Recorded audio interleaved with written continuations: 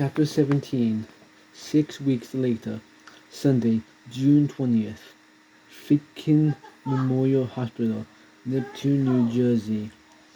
Hugo opened his eyes. It was just getting light out, and he listened for the familiar sounds of a Kenyan morning.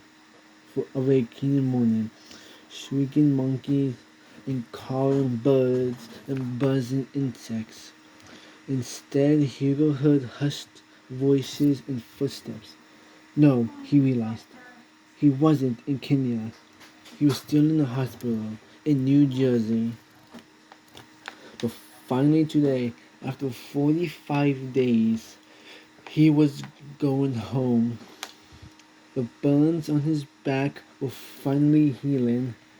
The wound still hurt, and Hugo had a big bald patch on the side of his head.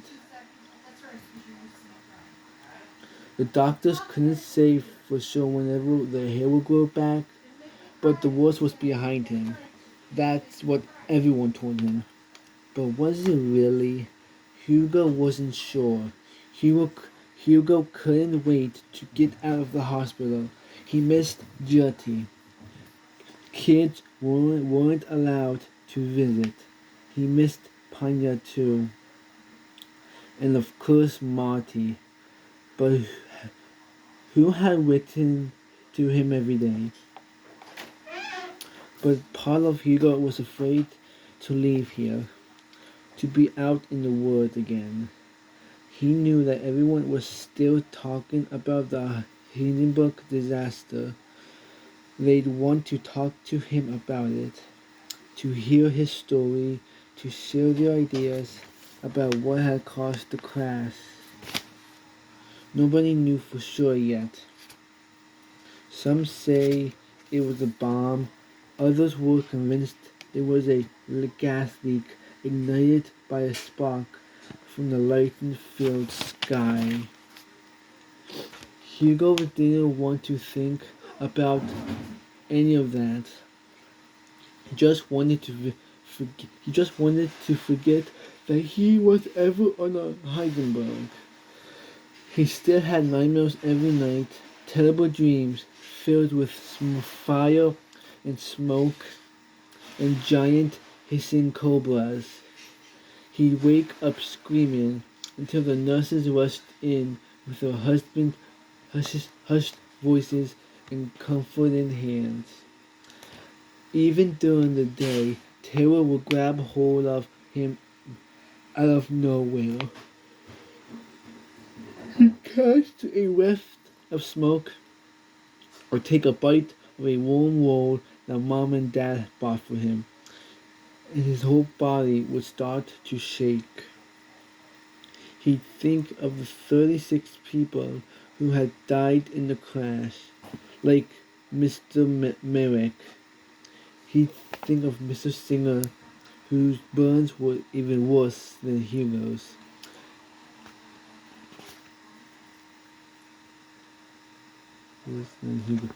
He'd think about how scared Gertie was.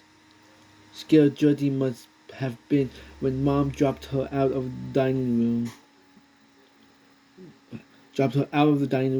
Window into the arms of a man from the crew. He'd picture Mom leaping out with Miss Crowther and breaking her wrist as she landed. And worst of all was thinking about Dad, who had stayed behind to search for Hugo. He'd rushed through the burning zeppelin calling Hugo's name, until Mr. Lenz had dragged him away from the flames and pushed him through a burnt-out hole in the wall. And what had happened to Hugo? How had he and Mr. Singer escaped from the burning field of wreckage? It turned out one of the Hindenburg's huge water tanks had hit the ground and burst open. Thousands of gallons of water had gushed out. The cool waters had washed over Hugo and Mr. Singer, dousing the flames that threatened to kill them both. During the brief moments when the fires died down, two brave men from the ground crew had rushed in and carried them off the airfield. Mr. Singer was in bad shape, but he was getting better too. He was at a different hospital, but Monty gave him reports in the letter she sent.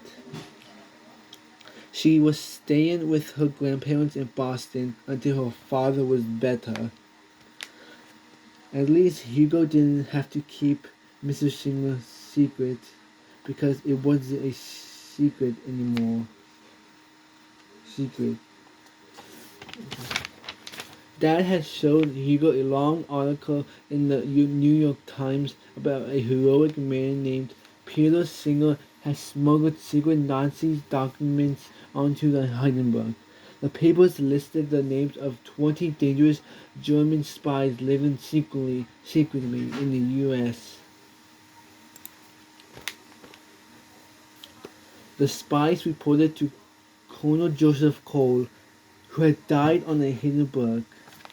But by now, all the spies had been captured.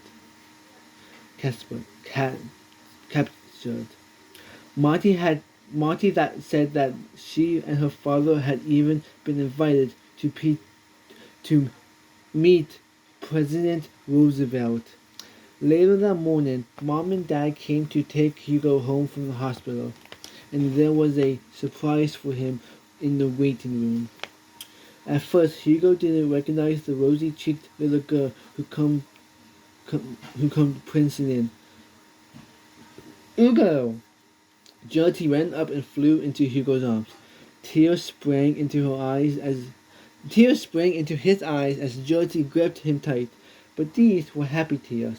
Mom and Dad had told Hugo that the new malaria medicine had worked, that within a month of taking the first dose, there were no traces of the disease in Gertie's blood. But only now did Hugo truly believe that his sister was well.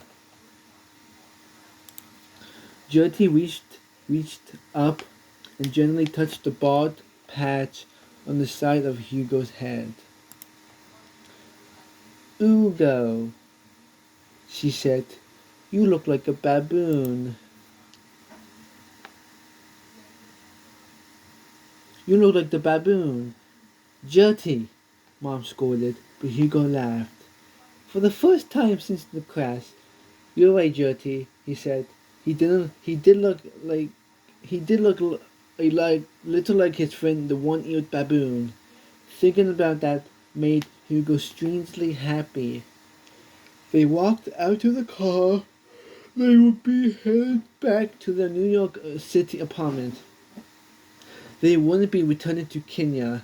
Mom and Dad wouldn't risk Gertie getting malaria again. So in September, Hugo would be going back to his old school.